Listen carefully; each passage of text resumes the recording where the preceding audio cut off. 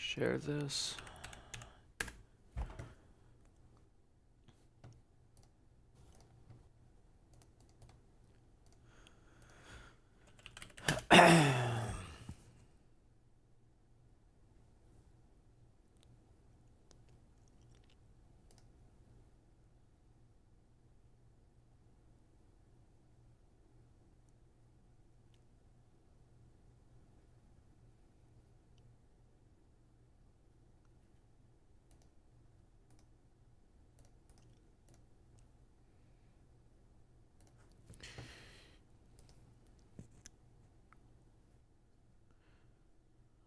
Anthony and Peter are here. So, first off, I'm going to start by cleaning my desk because my desk is filthy and I can't work like that. And I figured I was going to clean my desk before the stream, but I'm just going to clean my desk really briefly while people are getting in here before we start.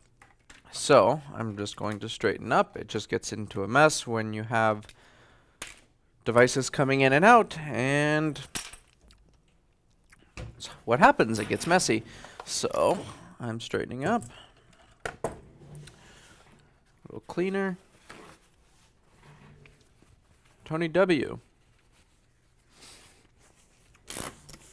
So, there's a few things.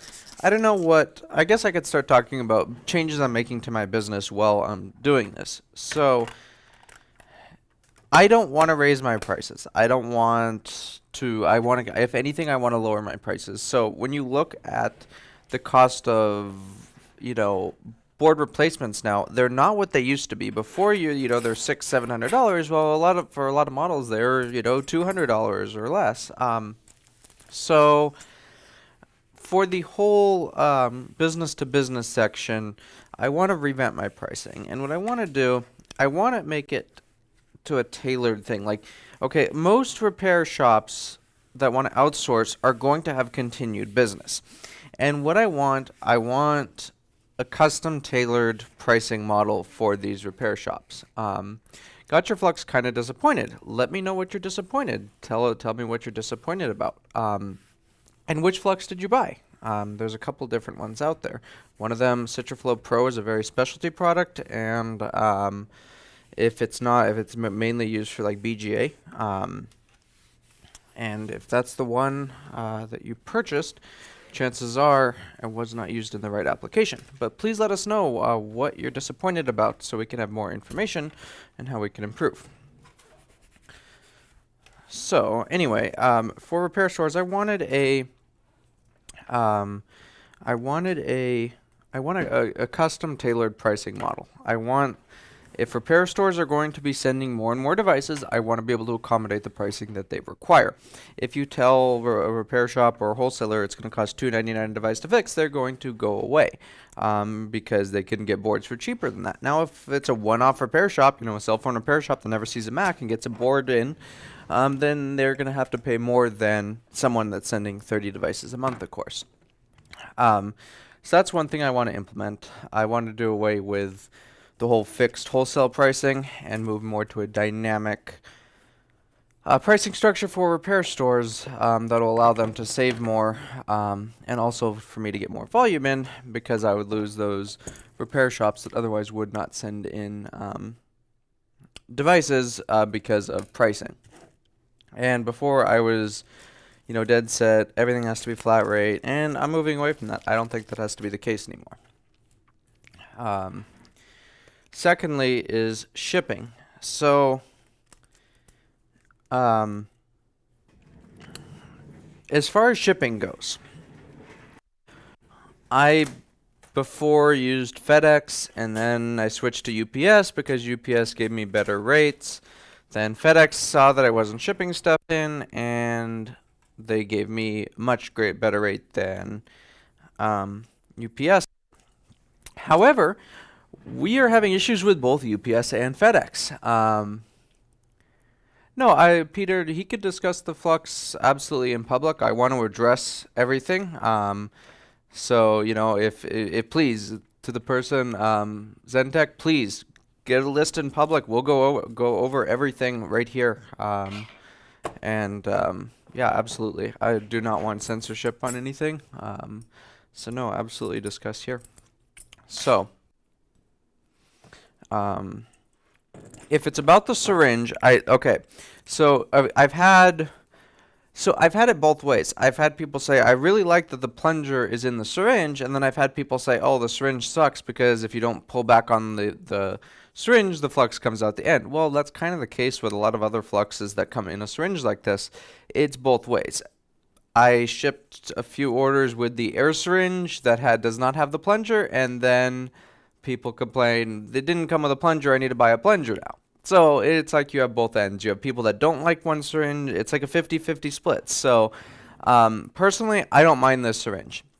I don't think, if you're talking about Citroflow Pro, the thin, like the liquidy flux, then yeah, absolutely, you have to pull back on the syringe or else it will flow out. But on the tacky flux, it's really not too bothersome. I've thought about Citroflow Pro, making Citroflow Pro in like a droplet container or something to control the flow, because it is pretty thin, but it has to be thin to flow under BGA chips. And that's what I think a lot of people aren't understanding, is it's a liquid flux. It's going to flow out. It's going to be thin, but it's also tacky enough to be used. So I'll just demonstrate it right now. This tube should be still good. Let's go here. So Citroflow Pro is actually, let me grab a fresh tube. This is like, it's almost empty. It only has a little bit in, and I don't want to run out mid demonstration. So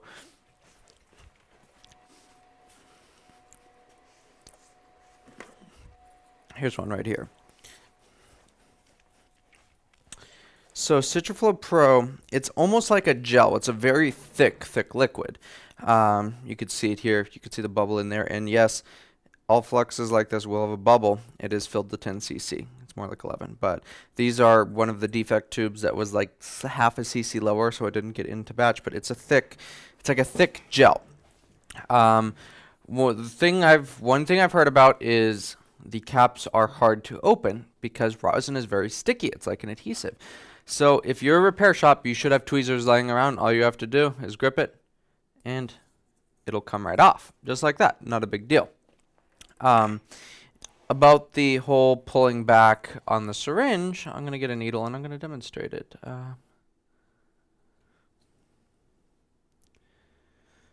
So yeah, so no explanation of why they didn't like the flux. I can't do anything if somebody has a legitimate concern. What I don't see is a lot of people, they don't tend to give you an explanation. I don't like this. I don't like this. I'm disappointed. Well, tell us what you're disappointed in so we can make a better product. When we just get random 1 stars or random complaints, then we don't know what to improve on. What don't we like? Saying Citroflow non-pro syringe overflow not as clean with solder compared to Amtech, takes a lot more IPA to clean than Amtech Flux. Okay, so the syringe overflow, like I said, the syringes have to be pulled back. And we started I don't know what revision you have.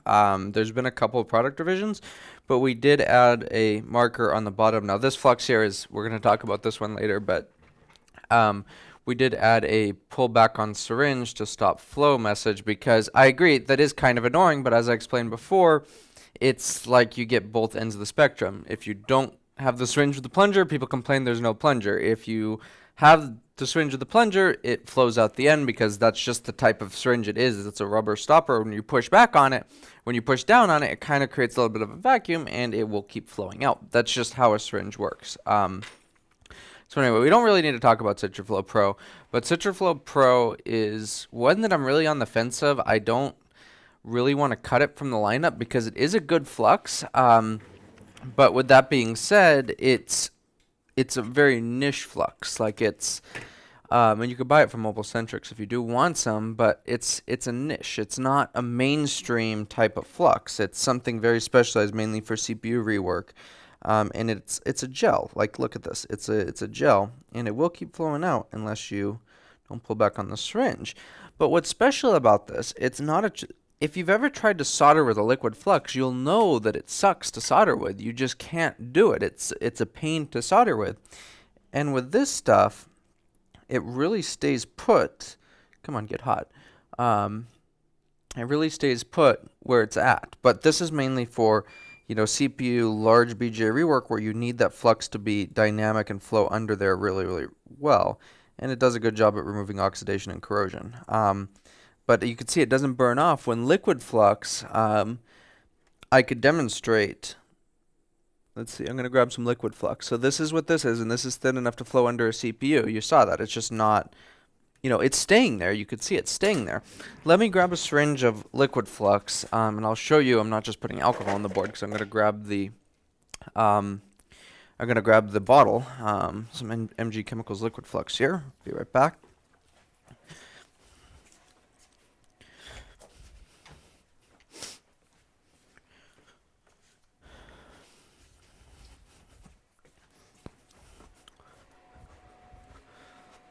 Let's see here. Here we go.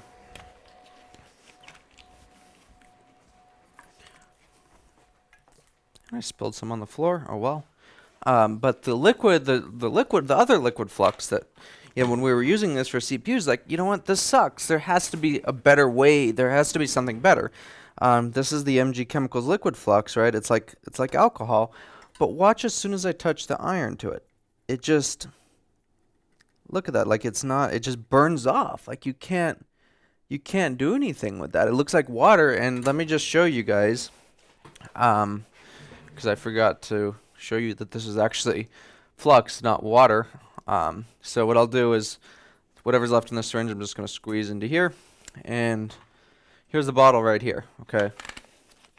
836, LFNC, whatever. Okay, I'm taking it from the syringe. All right. I'm going to apply it again. Let's do, you know what would be a good comparison? And as you can tell, this is a very randomized live stream because I just want to, it's just random. Who cares? It's random. Anyway, I'm going to put it around the LVDS connector, okay? You can see here. I'm not tricking anybody or tricking anything. I'm going to put it around the LVDS connector. And we're going to try and drag solder just for the hell of it. So the BC1, there you go. You can see it right there. I need to rotate this. This isn't right. Or is it? No, it's right. I'm just dumb. So anyway, we'll try and drag solder with this. And you'll see we just can't do it. It's not like, I guess a little bit, but it's not too terrible. But it wants to bridge and it burns off very, very quick. That's the MG Chemicals. That's at 740 degrees. But then we'll add a little bit of this.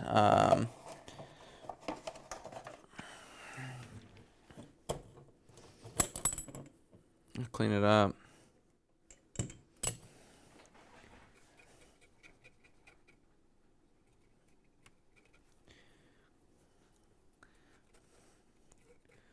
This is the Citroflow Pro. Again, this is a liquid. I would not use this flux to drag solder a connector. I use this for CPUs. But anyway.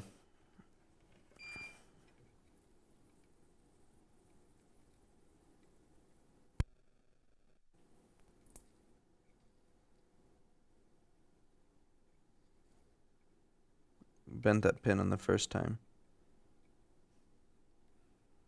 It just flows a lot nicer. It stays put, and you have that layer of flux there. Time to have a bridge like this on an LVDS. It's always a pain. There we go. Whatever. This was just a demo. But compared to the other liquid flux, it does a much better job. Let's see. Citrus smell is overpowering. That's just my 2 cents. So the citrus smell, it's pure orange oil in there. A lot of fluxes use harmful solvents like toluene or xylene, all these harmful solvents.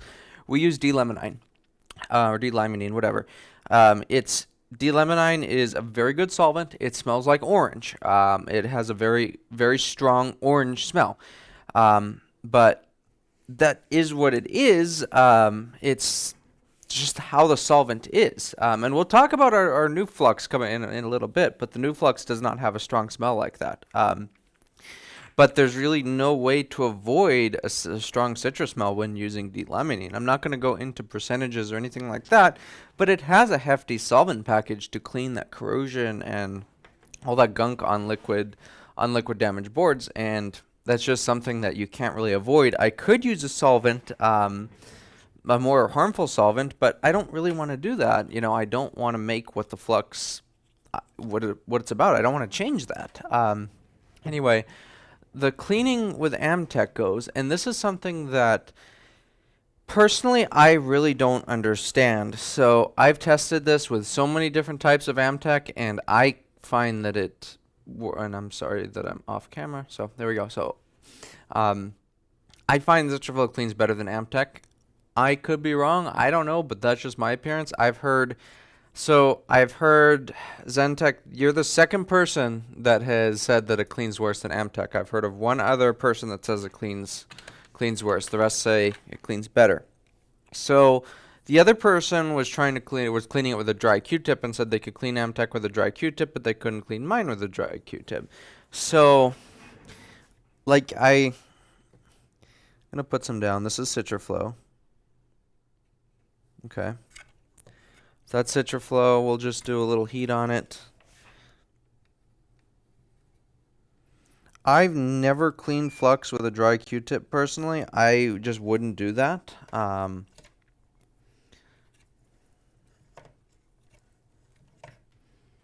But I get some people have their own preferences, and that's fine.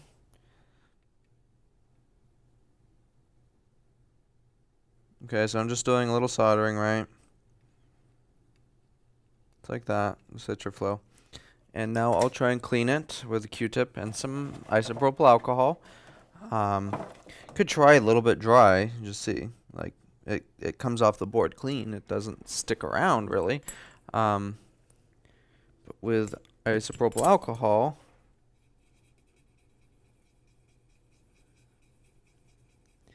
it really just cleans right up.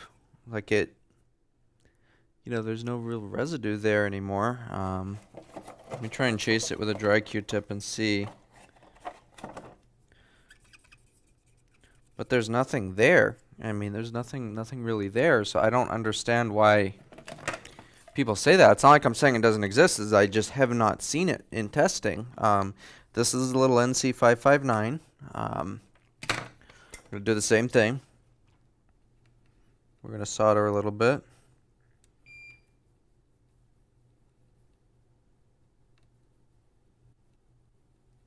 Just like so, right? And one thing I do notice is that okay, talk about harmful solvents. That's what happens. But anyway, just see that black particulate in there. That's interesting. Anyway, clean it with a dry Q-tip. I guess it is a little bit thinner. Maybe that's where the misconception or whatever that it's harder to clean comes from, because it is thinner than Citroflow. And I'm going to do the same thing. I'm going to go over it with isopropyl, right? Clean it really good. Then I'll go over it with a dry Q-tip.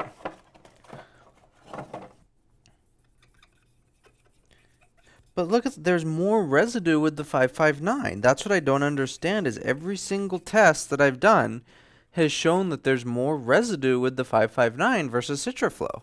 Like, it left this residue here. You could see it compared to the clean board. I'll do another test with Citroflow right here.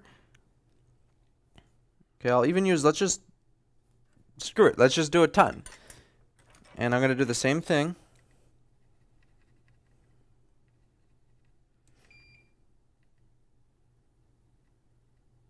Get some solder in here. That's a mess. I just dropped all my screwdriver bits on the floor.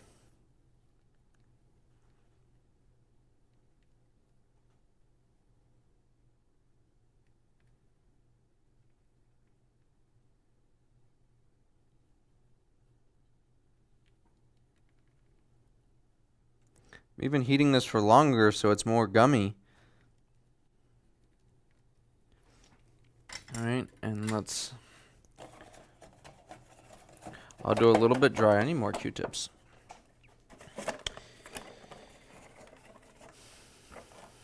A little bit dry. right? It comes off when even with a dry Q-tip and with isopropyl. Let's see.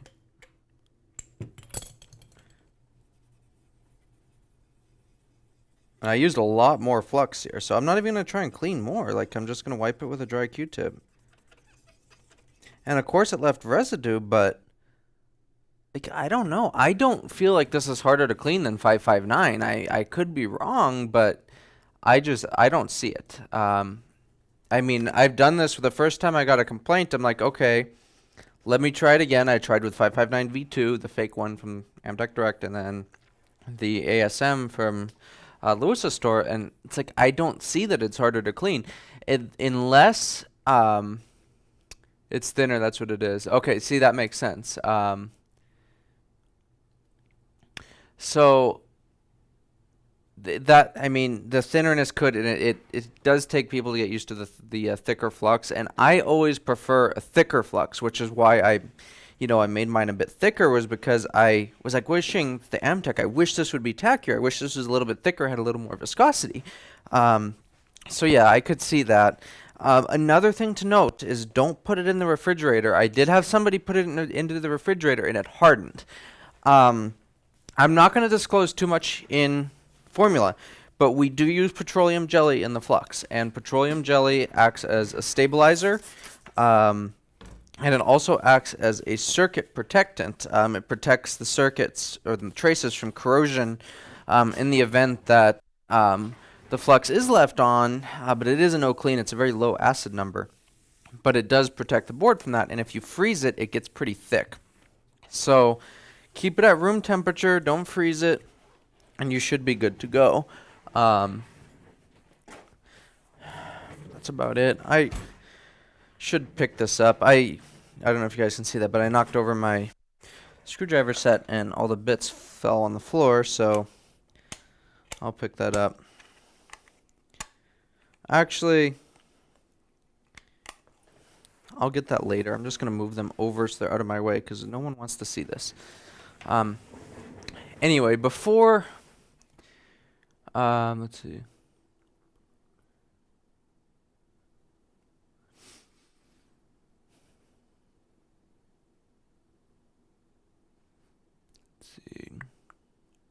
Can you talk about air solder, a DIY budget? Okay, so it depends on what you're working on. If you're doing just single layer, like hobby boards, whatever, single dual layer, you can get one of the cheap 858, whatever, and it'll work just fine. If you're working on laptop boards, there's no way around it, you need a more powerful hot air station. So, I'm going to show you here, let me see if this will even work without Fedora crashing. Does this work? Yeah, so if you're just doing single layer, hobby boards, whatever, then one of these is going to do the job just fine. If you're doing laptop boards, then you need something like the Quick. I can't see anything. Should probably be wearing my glasses, but if you're doing laptop boards, you need something like the Quick. And the Quick is a decent price, and I recommend it. Mine's getting kind of worn out after about 7 or 8 years, so I might upgrade it to either a different Quick or a Weller. I used the Weller one time and I did like it. But yeah, there's no way, if you're doing a laptop board, you need something like this. You're gonna burn stuff using one of these. So hobby boards, you can't really get any cheaper than this. This is gonna be fine. This one even comes with it looks like a spare heating element and tweezers. So if you want something that's cheap that will work barely, then get this. I'll post this in the chat here.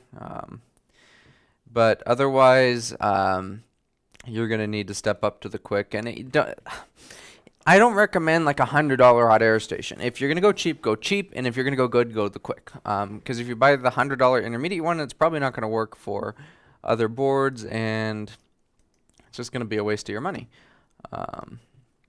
So there is that link for Amazon for the person that asked. It won't let me, I'm sorry. You'll just have to look it up. Just look up 858D.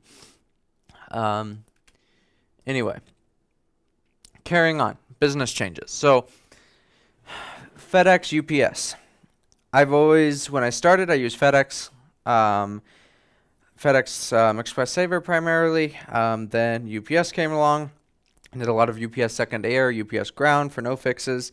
And then FedEx called us, gave us a better rate, and we just started doing a lot of FedEx 2-day air, or second day air, whatever, FedEx 2-day.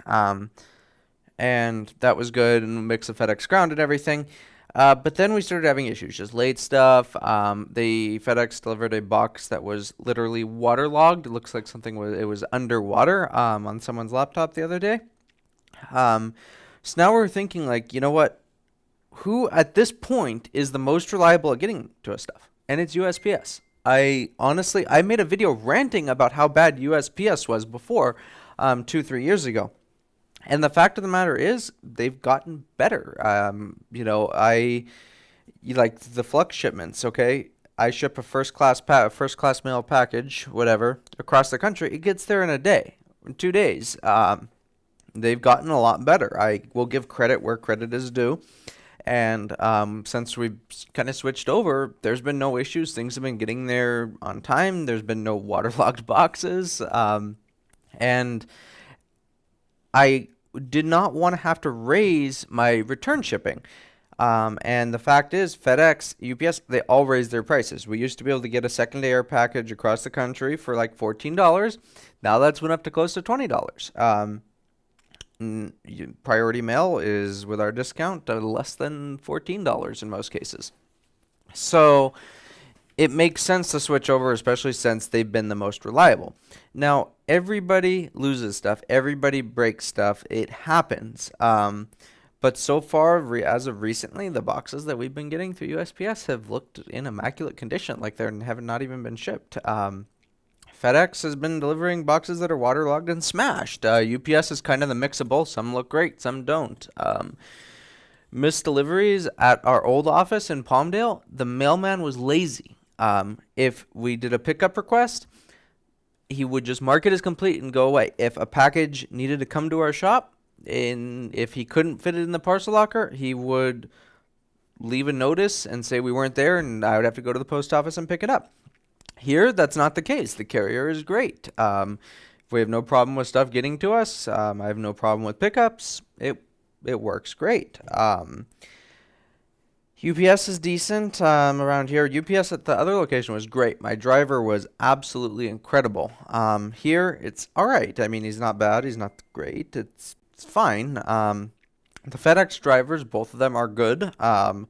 But the whole FedEx system is kind of screwed up, and it is going to be very, very, very screwed up coming shortly. So I don't know if anybody or everybody here knows this. I've been told from a few sources that I'm not going to disclose, maybe internally with FedEx, but most of the FedEx Express centers, or the FedEx Express local centers, are going to be closing, and the FedEx Express is going to be merging with FedEx Ground.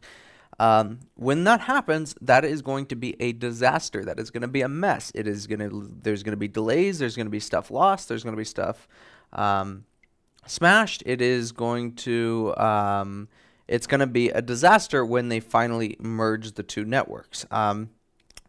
FedEx Ground sort facilities are huge. So most of the FedEx Express stuff outside of the air hub, so outside of the big airport facilities like Ontario, Memphis, Oakland, whatever. Outside of that, most of the delivery stations, that's all done by hand. If not all, the FedEx Ground centers are all robotic, fully automated. They handle a ton of volume. And Express handles a lot of volume too. One time I had to pick up a big package at FedEx Ground. The driver didn't deliver it for whatever reason in Palmdale. And they're like, well, we don't want to carry this, so come back into the back of the sort facility and get it. And I was like, okay. And I walked in there, and I was amazed. Like, the whole building to the ceiling, this is a big warehouse-type building, stacked with conveyors, automated sorting, robotic stuff. It was an incredible operation. But with that being said, it was a very busy operation, and there was a lot going on in there. The amount of volume when the FedEx Express stations close, moving into those already overloaded facilities, is going to be a mess. There's going to be stuff that gets lost, and I don't know how packages get lost primarily, but I would imagine they fall off the conveyors. Sometimes when there's so much volume going down there, the stuff overflows and falls off the edges. Probably falls down under, who knows, it's never found. But when that happens, when that does occur, when they do merge, it's going to be a disaster, and I don't want to be caught up in that. If I were to go back to using UPS, I would have to raise my return shipping rates. So I don't want to do that. We charge $25 flat rate for return shipping. This covers return shipping. It covers the cost of packaging. It covers a little bit of my time to reassemble the no-fix device. And if we were going to go back to UPS, that would have to be raised to around $35, $40 because now we're at $24 to ship a secondary package. So I didn't want to do that. So yes, moving forward, we will be using priority mail as a expedited service for outbound fixed devices at no additional charge. And for the no fixes, will be parcel select ground. Now, why parcel select ground? Well, you might be thinking, well, it takes 8 days to get there. Well, that's not what we're seeing. Most of the parcel select ground that we're getting has air tags on it, meaning it flew. And it gets here in 2 to 3 days. And secondly, if a device is no fix, if it's not fixable, and you can't get data off of it, I'm sorry, but there's no rush in getting that back. Like, it can stay in transit for 5 days. That's okay. It's kind of like if you go into the emergency room with a cold versus somebody that has a severed artery. Like, I could confidently say if I cannot get data from a MacBook, then nobody else is going to get it. That's simple as that. That is the truth. That is the end of story. I mean, there may be a few rare instances, but if I can't get data, it's screwed. There's no getting data from that usually. And I've been getting an influx of people saying, well, DriveSaver says they can get stuff back from dead NANDs. No, they can't.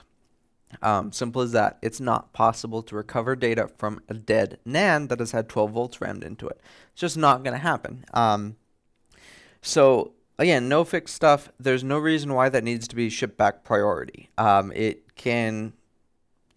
dead. It's a paperweight. It's a brick. You know what I mean? If you would like to pay extra for a return shipping service greater than the $25, and $25 is fair. Like, that is 100% fair. That covers the cost of packing tape. It covers the cost of shipping, which for parcel select, a package across the country is usually around $10. So it covers that. It covers packaging tape. It covers a little bit of my time to reassemble the device, which takes a while. We don't charge diagnostic fees. $25 is more than fair. If for whatever reason you need your no-fix paperweight overnighted back to you, we're happy to send you an invoice for the added shipping charge. But moving forward, fixed devices are going to be priority mail, included free with the price, and no-fix is going to be parcel select ground. If you want a expedited service like FedEx Express, by all means, we can invoice you and be done with it. With that being said, let me grab a MacBook to fix. We have a queue to get through. I don't know if I'll be able to fix all of it, but we're going to try. So this one, I believe this is going to be a U8900. I don't know.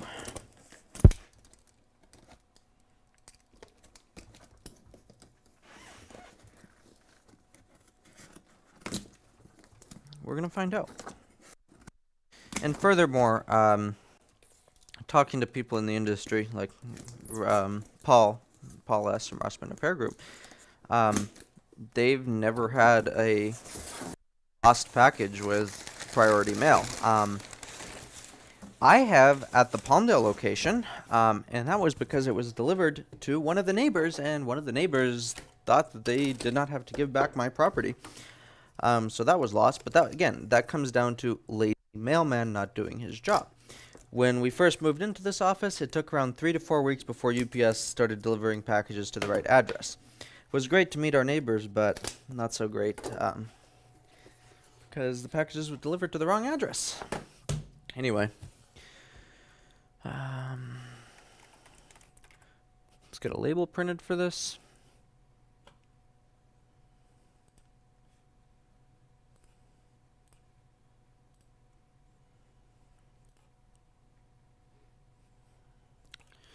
Where is my Dymo? Here we go.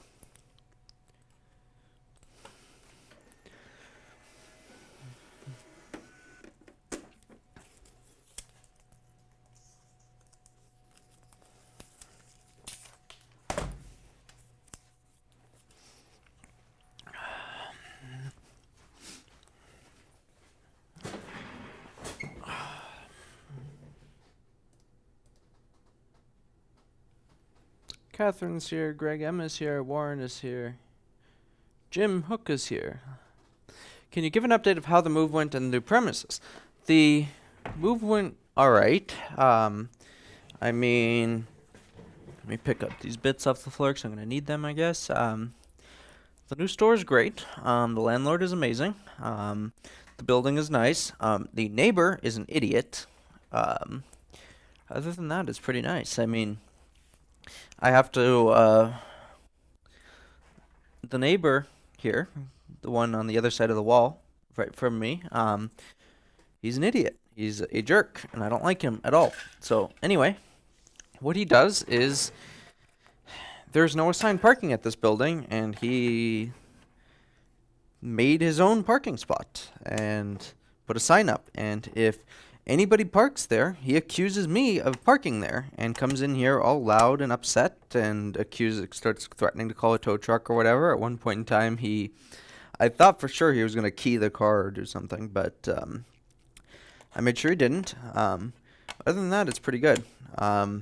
Just that one moron to deal with, but yeah, it's borderline entertainment when somebody comes and accuses you of parking somewhere that you didn't even park and is screaming at you. It's pretty interesting.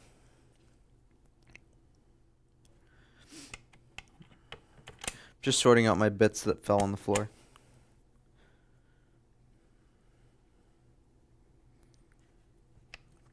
So we can actually work on this.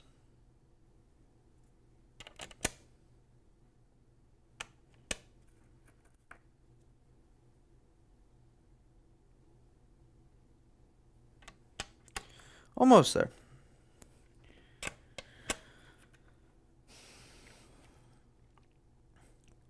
But the thing is having somebody bother me like that, that's more of an entertainment factor versus a actual problem. Like that doesn't bother me like, let's say, breaking in would, or all the nonsense that would, you know, the threat of breaking in and everything at Palmdale. So, yeah, this is fine. T4, that's an important one. Torx T5. 0.5. T2.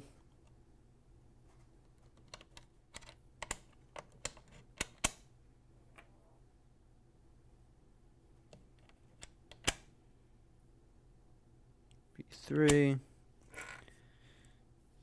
Alright, that's most of them. We're missing one. It looks like it's probably on the floor somewhere, but I don't care. It's not one I need. I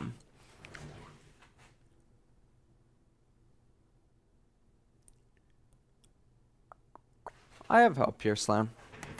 Mainly with thermal paste. And Flux. Repairs honestly kind of died down. Like, we get a lot of volume, but nowhere near what we used to.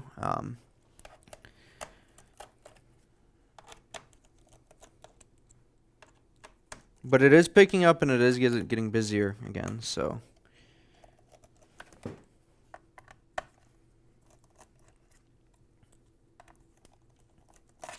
And partially that volume is that reduction in volume. So we used to deal with some big data recovery companies, and basically I just, at one point, I'm like, I'm done. I can't do this anymore. There's the fix to no fix ratio, the stuff that they send versus how much money it makes me is just not worth it anymore. Yes, I may have been flooded with volume, but the actual amount of income I would get from that is very low because it was all pre-screwed with junk.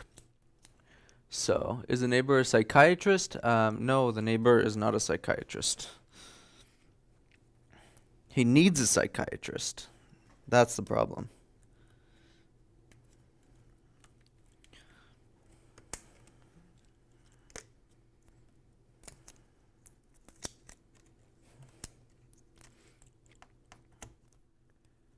Yeah, that guy needs mental help or something. It's not a normal way to act. I should see if what this does. I'm being dumb. No, who are we kidding? It's U8900.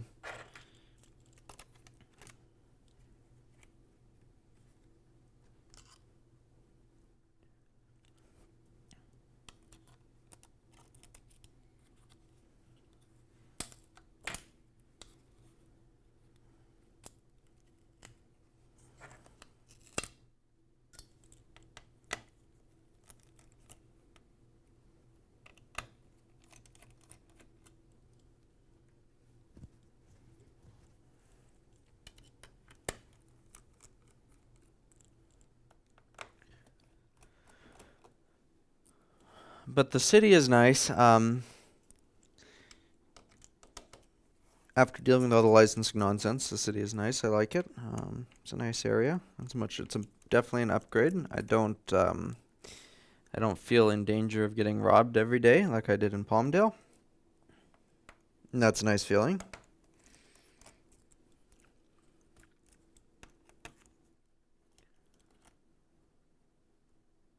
Glad to see your truck running again. Yes, it's amazing now.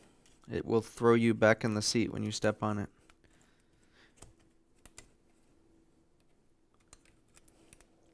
I had the typical 5.7 liter cam and lifter nonsense. And I'm like, okay, am I going to spend all this for an OEM camshaft or while it's open? Do a little upgrade. Yeah, we went with a little upgrade. And originally I was going to go with a really mild, like comp, no springs required baby cam. And then I'm like, okay, that's out of stock. All the kits are out of stock. The kits are nice because they come with lifters, push rods, everything you need. And then I looked on eBay, new in box, 224, 234, 632 lift. Biggest cam that you could put in that engine, really, without upgraded pistons. Like, you know what? It's open. Might as well go all out. And I did. I need to get to a dyno and finish tuning it, but I wouldn't be surprised if I was in the 600 horsepower range now. Maybe even a little bit more, based on how quick it is. But it is a very fun vehicle to drive.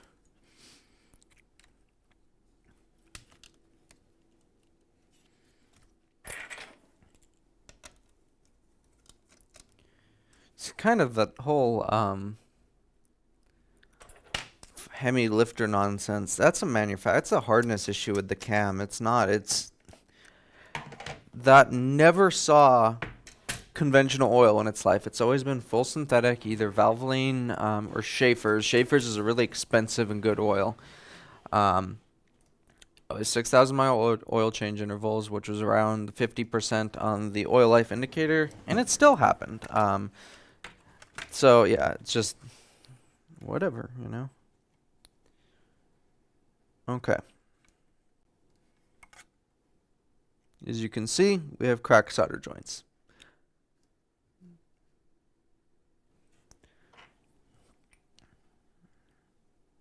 Here, here, here, here, here, here, here. And this is an excellent opportunity to show off our new Flux, the other thing that we were going to talk about. So this is NC759 ASX. Okay? This is good stuff, and I'm really happy to be able to formulate it and bring it to the repair community. So it is thick, it is very tacky, it has a very long effective time compared to Amtech and others, and it is clear and UV fluorescent. So let's get some out. Has a nice color to it. It's like a translucent clear. Just to show the UV fluorescence, I'm going to get my UV light. And the very interesting thing about our UV fluorescence is other manufacturers, they show it regardless if the flux is activated or not. Well, ours shows you only when it's not activated. So after you heat it up, basically when it doesn't matter anymore, the camera does not do a good job picking that up. But once the flux is activated, it does not fluoresce under UV anymore, and that's because ideally you just want to show the unactivated residue so you can clean it. Anyway, let's go ahead and fix this. But this is 759 ASX. I'm very proud of this formula. We're working on getting it in Europe as well as with US suppliers. If you want some in the meantime, we have about 20 tubes left. You can buy some right here. I'm getting a link. Let's see. Here we go. 759 ASX. Sorry, now we have 16 tubes left because someone just bought 4. There you go, if you want it. But anyway, carrying on. Let's get this fixed. So I'm going to go with the same tip. My BC1 should be okay. Might have to go a little bit bigger, but let's see.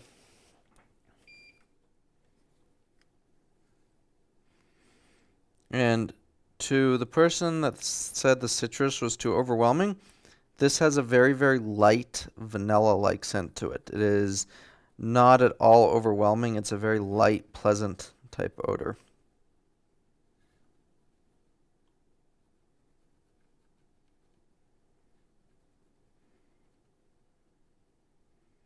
And it stays very clear even under high heat. Up my temp a bit. But it is thicker. It is even thicker than Citroflow. As you can see, it's designed to stay put. It's designed to stay put and give you that long effective time without reapplication.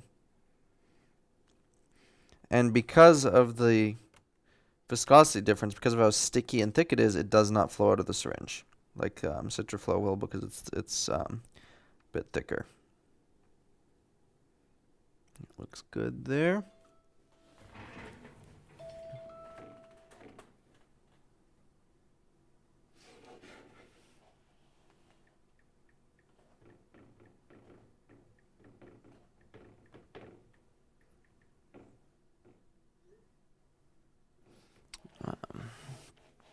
Next side, let me pop up my chat. Do you have 30cc? Soon, yes. The 30cc syringes are kind of a pain to fill. When we tried to fill some on our existing setup, the weight of it actually broke the manifold and flux squirted everywhere at high pressure. That was a mess to clean. Because it's liquid. When the syringes are filled, it's hot. They're hot filled.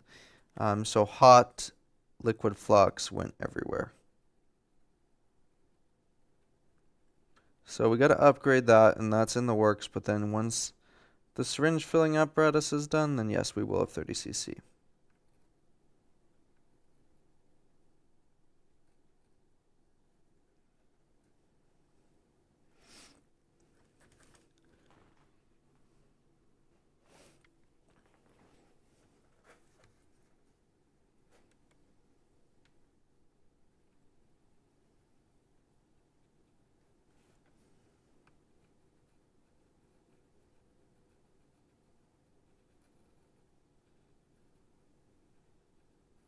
A little dark area on the other side, that wasn't the flux, it was the side of the coating on the side of the chip that came off.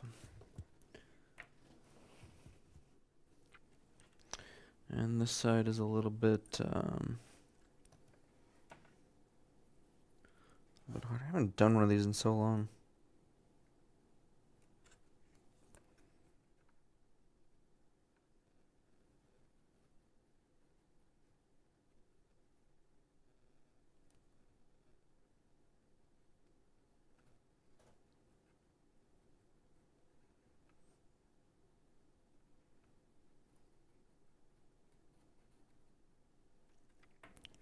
I'm going to turn it. As you can see, we have not had to reapply the flux. It has stayed put the entire time. Has not went anywhere. We don't need to reapply it because it really stays put. When you put it down, it stays put. And it's not very hard to clean either. It's a very, very balanced formula. And we're going to have another video. This is just like a soft announce, so we'll have another video showcasing it more. This one is always a pain right here. Can't get to it really well. Come on. This ground pad. It's always a pain to get to.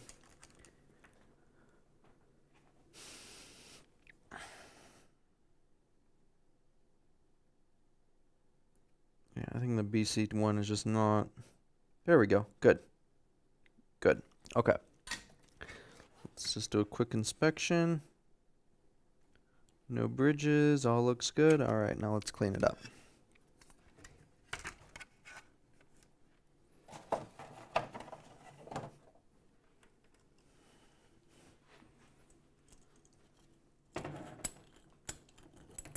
Sodium borate, no. What we're using now is ZEP 505. You can buy it at your local Home Depot and Lowe's, and it works very, very well. You can definitely see this flux is sticky, and the board is hot, so it's kind of just evaporating the alcohol, so it might take a few passes to get it clean. But I feel like the slight more difficulty in cleaning is a lot, or it's weighed out by the performance of the flux. And most stuff we do goes in the ultrasonic cleaner. Sodium metasilicate pills in comparison to it. Okay, I mean, I'll give it a shot. Clean up around the edge. Top of the chip.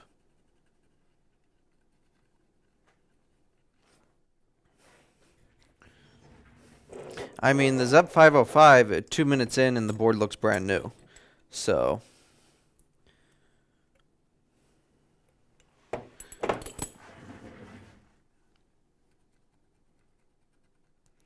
Sodium borate, isn't that acidic though? It might not be. No, boric acid is. Is that just boron you're talking about? Like the boron laundry detergent?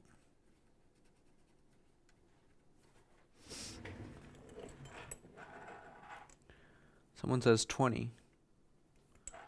I'm not sure. What do you mean by 20? I do like to get these very clean, so I'm spending a lot of time just cleaning the edges because I don't like flux. Even though this flux is completely non-conductive, non-corrosive, anything like that, I do not like leaving flux on a chip that controls GPU vCore.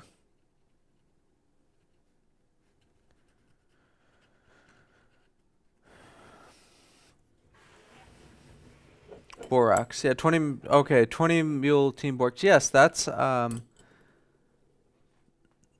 sodium borate. Okay, I know what you're saying now. Okay.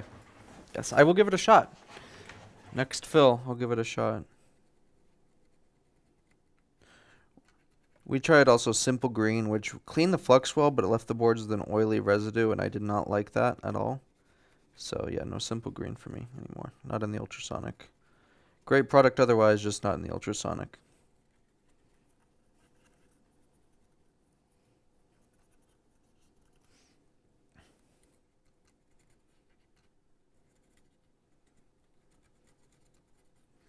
Alright, that's pretty good to go. Another pass.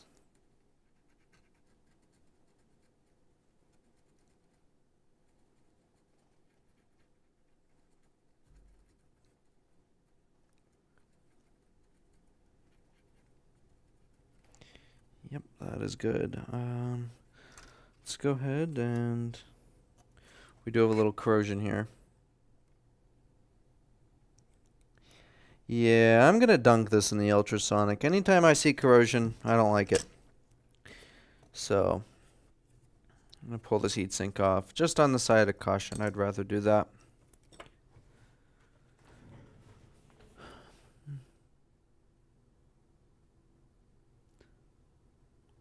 So with the ZEP 505, I use a 50-50 mix. I do 50 of ZEP, 50 of water. And that works very, very well. And it's not harmful to the board. It's not really harmful for you. There's no hazardous ingredients in it, and that's why I like it. And Branson, like I said, Branson is getting harder to find, especially in the quart bottles that I liked. And it's just kind of a nasty thing. I mean, it is... Branson is toxic. It is very, very, very toxic. And I'm kind of moving away from that. Like, I don't... What happened to this T5? I don't know, but I'm going to grab a new set. That T5 is destroyed.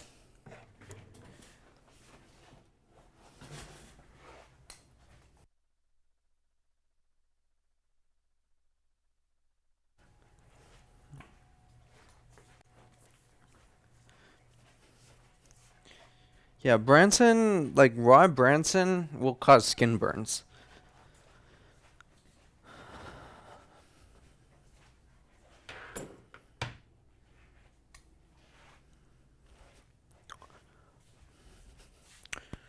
Where is, I guess, I'll just grab this one.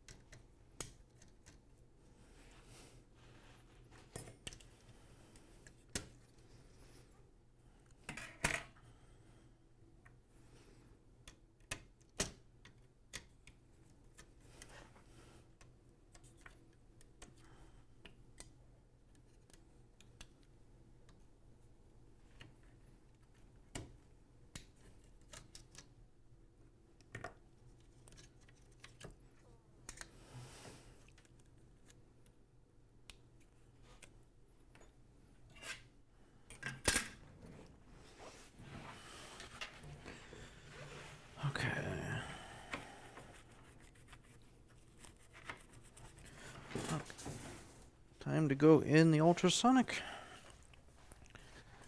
Corrosion is not good. I don't like it. If there's corrosion, then we gotta clean it.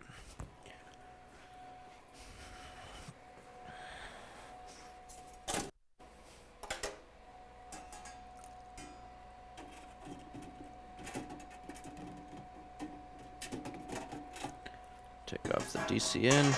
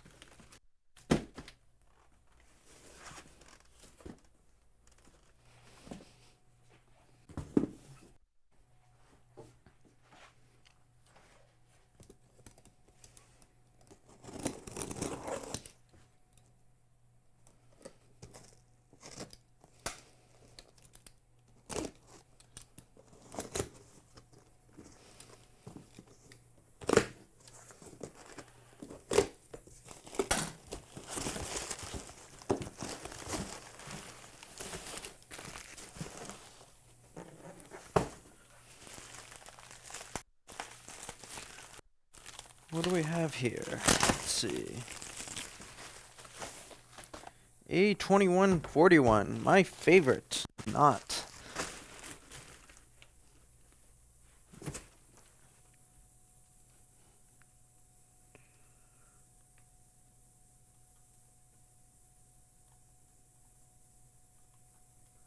No power.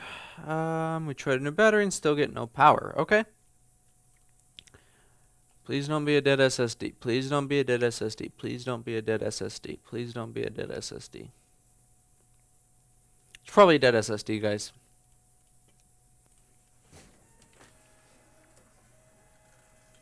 The 2141 is as bad, if not worse, than the 1534 because of the SSD death. They are terrible devices. Do not buy one. If you have one, sell it while it works. If you insist on keeping it, back up your data because it will die on you. Okay. I'm gonna take this apart. I'm gonna go get the other board out of the ultrasonic.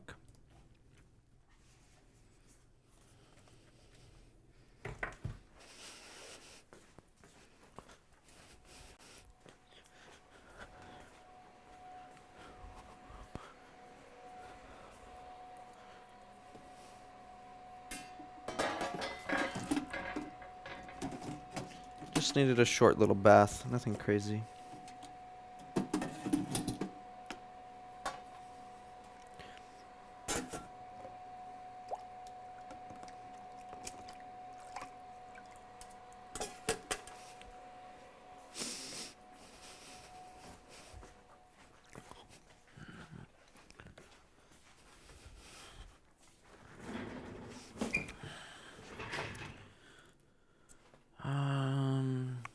Let's get our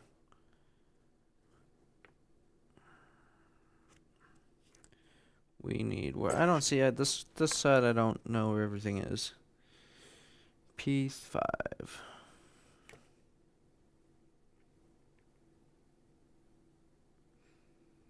Where's our P5? Where did our P5 disappear to?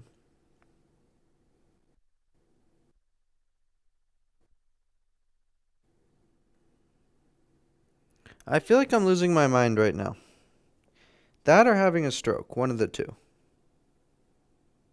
T5.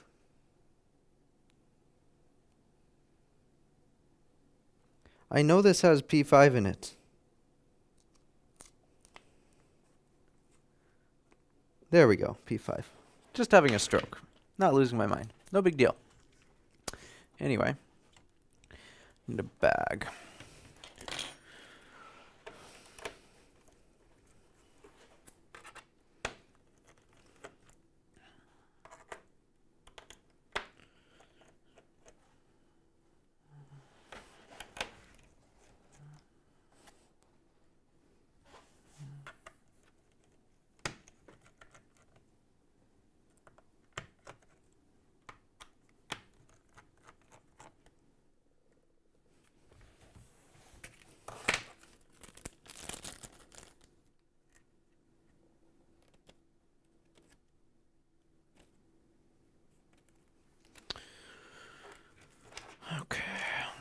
use this little thing.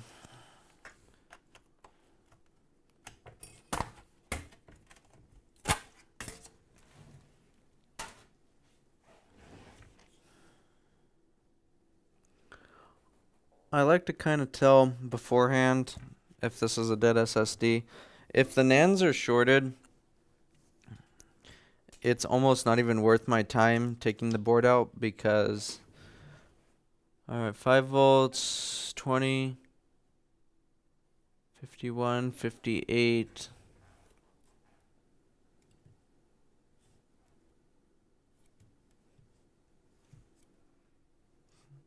This is a short. For sure this is a short, but this is not acting like it has dead NANDs. This is acting like there's a bad capacitor. Anyway, let's start checking stuff. So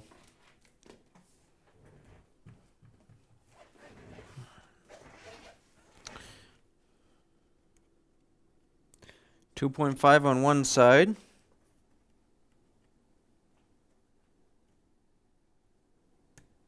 Nothing on the other. And there's definitely some heat, a lot of heat, coming from the back side where the NAND regulator is. Like I said, it's probably a dead SSD. This always happens with machines. They suck. Again, they do not buy a 2140. If you have one, sell it. This is the 16-inch 2019. It is an awful machine. Yep, 0.35 ohms on our rail. I'm going to pull it off just to make sure it's not a capacitor. It's not going to be a capacitor. Pull the chip, the regulator off, and chances are it's still going to be shorted. So, yeah.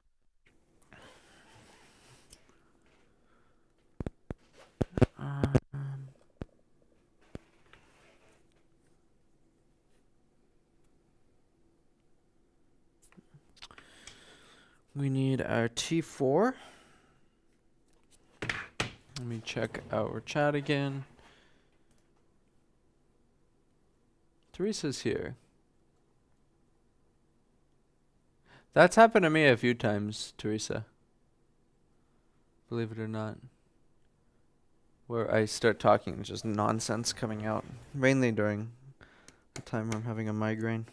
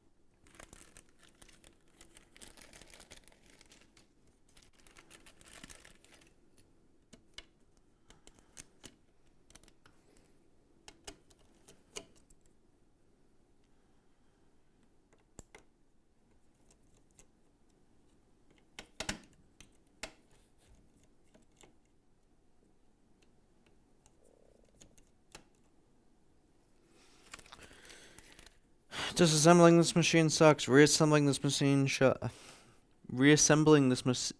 I can't see. Stroke. Not literally. Don't call an ambulance, please.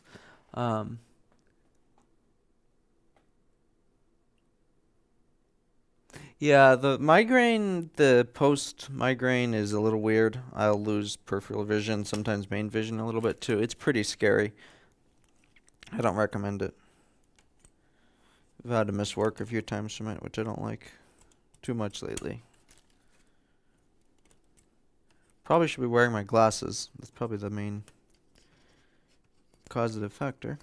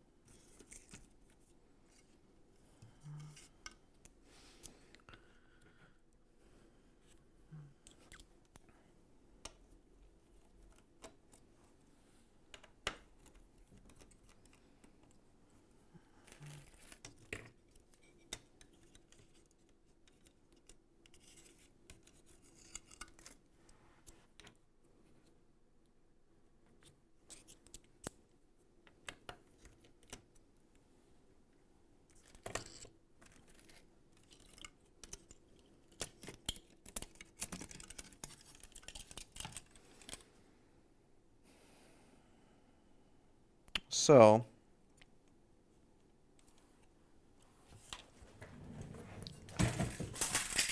that was not good, but as you could see, I caught the board with my foot. You probably didn't catch that, but as the board was falling, I braced it with my foot so it wouldn't hit the ground. So it fell, and I got it with my foot, and it tumbled.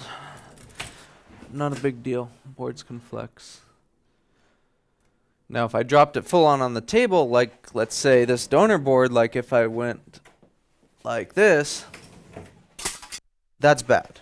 But if you catch yourself, like, well, not like that, but you got the point. I caught the board with my foot, and it's fine. Anyway.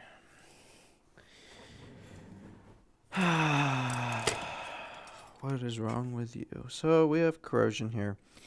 And like nearly every board, the NAND will be dead if you have any corrosion by this chip. And this gets depressing. You could probably hear it in my voice. This is depressing.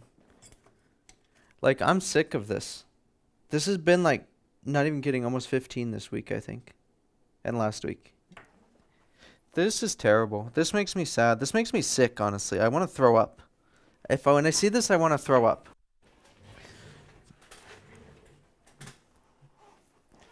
This just makes me like want to just never touch an Apple product repair ever again. Anyway, what do we have? I have 0.35 ohms. Let's turn our hot air on.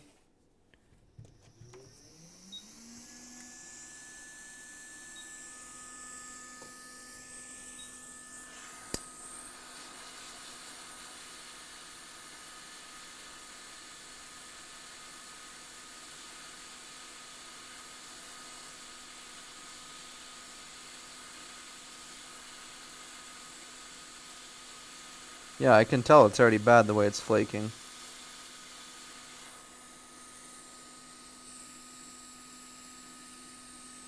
Some are burned, this one's not. So what we do, we remove it, we let it cool down, and then we'll recheck resistance after it's cooled down. And if this is dead, I'm done for tonight. This is just too depressing to me.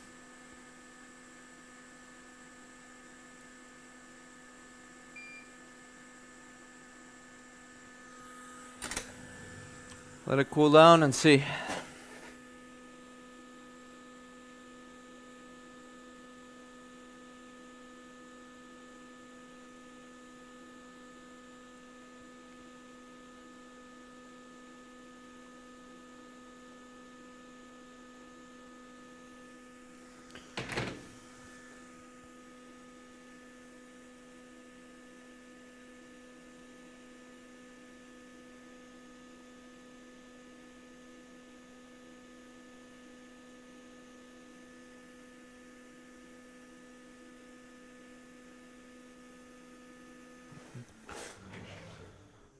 That's cool enough. Is it 0.35 ohms?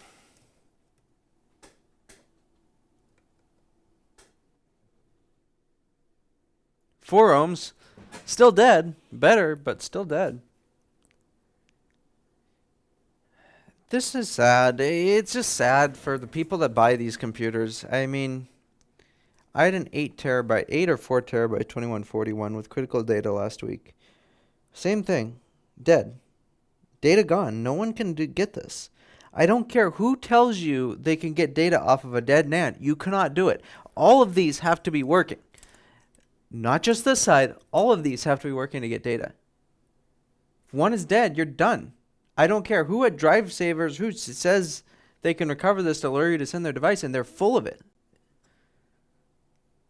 It just sucks. It's depressing. It's sad. The user did nothing wrong. Nothing wrong. No liquid damage, nothing.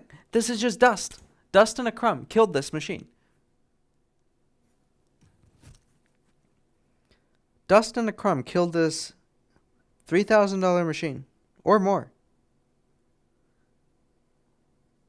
That's it.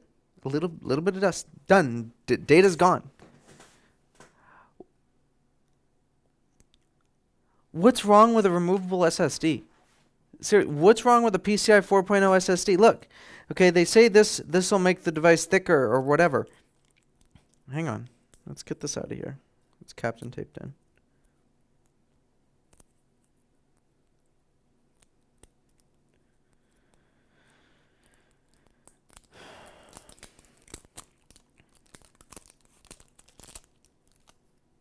Okay. Here's a PCI 4.0 SSD. This is just as fast, if not faster, than whatever's in here. Okay? But it makes the device thicker, this and that. Okay, well, you have this big, thick shield sticking up right here. See that big shield? Okay? If that shield sticks up, why can't you just put a connector? Look, that connector was there. Does this really add thickness to the device? No, it doesn't. Like, why? Do encryption, like BitLocker stuff on SSDs, fine. But to solder it on, tie it to the T2 chip, make it in an unrecoverable RAID format, and furthermore, design a board that will die if it gets a speck of dust on it, or a crumb. This makes me want to move on and do something else with my life, because the sheer number of these that we get is just astronomical. And the new M1 boards have the same problem. They have the same chip.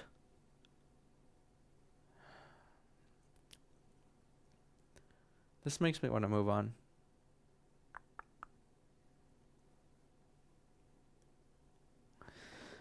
Let's do something else.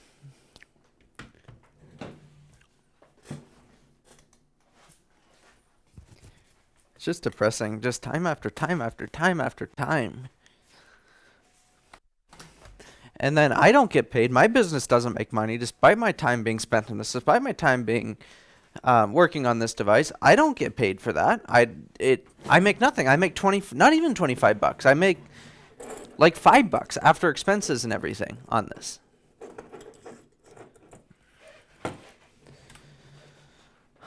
Anyway, rage quit and become a pilot. I've thought about that, but I don't want to do that anymore. I can't see. My vision's 20/70 from looking in through a microscope for so many years. Never going to be a pilot. Anyway, let's do a tune for a ZF8HP70 transmission. Thermal paste and flux is where it's at. I need to realize that, and I don't want to move on from Mac repair, though. It's the thing. It's like thermal paste and flux already makes more money than Mac repair.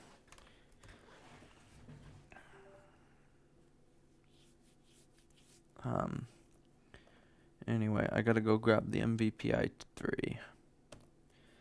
So anyway, this is more of a changing gears. I'm thinking about starting a side business doing this, but I don't know. This is upside down. So anyway, I've spent the good time of yesterday getting this engine to run on this big camshaft. And now we have to tune the transmission a bit.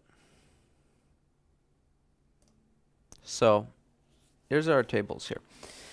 So Dodge did a very poor job at all the tuning on the ZF8 speeds. The ZF8 speed is a very good transmission, and they did a really bad job tuning it. It's just not, their stock tunes are not good. Even these profiles are awful. So we're going to do something from an Audi S8.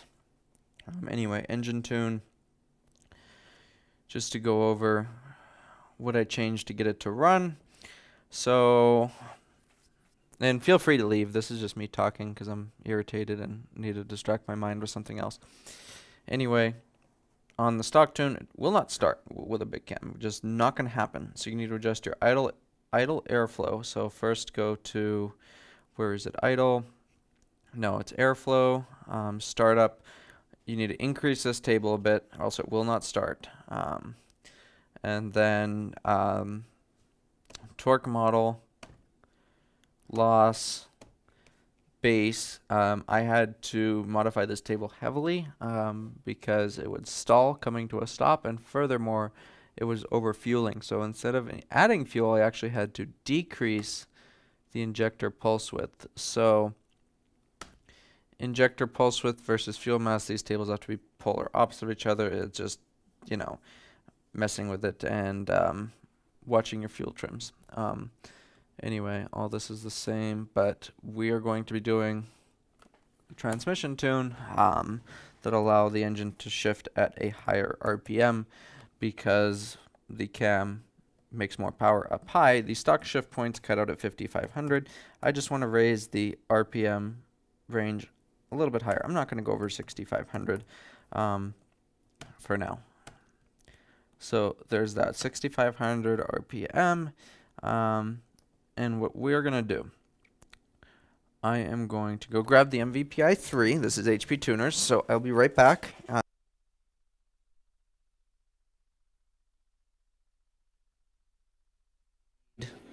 The MVPI 2 to load our file from the S8. So we'll go do that right now.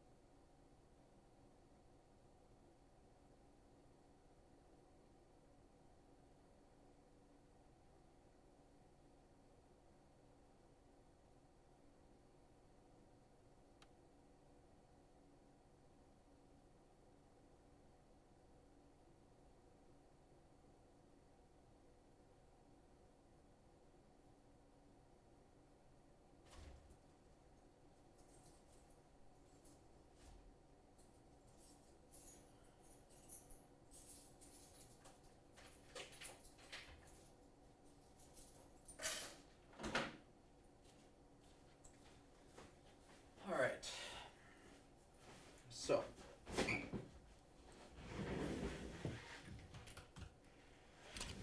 when I said random on the stream, I meant it.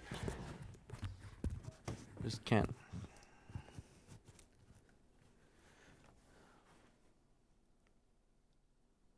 Really hot torque converter. Torque converter is brand new, so.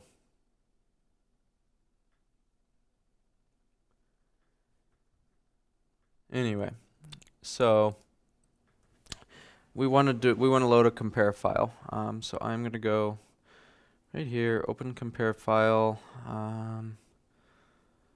S8. The S8 has higher port horsepower than the A8. But anyway, we're going to open this, and we're going to look at these tables. So, oncoming clutch, this is what you adjust to basically make the shift firm, okay? This is the Dodge table, okay? And the Dodge Max table, here, all the way up to 128 PSI, but this is not a very good table. It's not good for the engine. Okay, this is a 5.7 liter. They have the table set to 664 foot-pounds of torque. The 5.7 is never going to make 664 foot-pounds of torque. Okay, it's just not going to happen. The Audi's table looks much different. It's okay, 517 foot-pounds of torque. That's right on line with what the engine in the S8 makes, and the RPMs are up there too. So it just makes more sense. It just makes more sense. You have the higher pressure up high where the engine is making more torque. Okay, it works good. So we're just going to copy, and we're going to paste over here.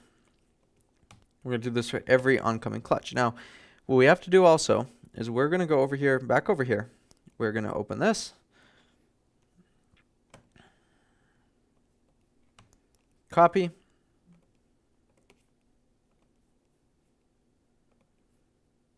Paste. And I honestly, after that 2141, I do not even have the energy or mental capacity to even do this and want to do this. I think it's time for me to go. This is too depressing. Anyway, let me just give a little more rundown. So I'm going to copy this table, at least so one table is done. So 1 to 2 is done. I'm just gonna explain one other table in here that's very important. fill offset. If you're set too low on this, it'll have something called a flare. Okay, it'll shift, RPMs will go up to 300 RPMs, and then it'll drop back down. Will wear your clutches a little bit, not too big of a deal. If this is set too high, it will cause binding. Now, clutch binding will destroy it. Make a habit once or twice is not going to really do much. If you make a habit of it, it will ruin the transmission. So you want to make sure your fill offset is set properly. If you're not confident, let it flare a little bit, whatever, it's not a huge deal. There's that. Torque converter, TCC enabled gears. The 8 HP has torque converter lockup achievable in all gears. I see some people that will take all the way through 4th gear and never allow the converter to lock up. You're losing 15 to 20 horsepower to the rear wheels if you do that. I like the torque converter to stay locked as long as it could. On 1st gear, if your engine makes too much power and it just will not get traction, you could allow or not allow torque converter lockup. That'll help a little bit. But for my case, I'm just going to leave it all enabled. Shift timing, upshift. I like leaving these alone. Nominal slip time. A lot of people think this is a shift time. It's not. This is the time torque management is applied. I leave it alone, honestly. It doesn't make a difference. Ramp time. Okay, this is how quick the clutch pressure is applied. All right, I don't want there to be any delay in this, so I'm going to set it to 10. 10 or 0. All of these. It's not going to hurt anything. It's going to make the shift quicker and harder, which is what I want. Torque management. If your engine torque management is disabled, none of this matters.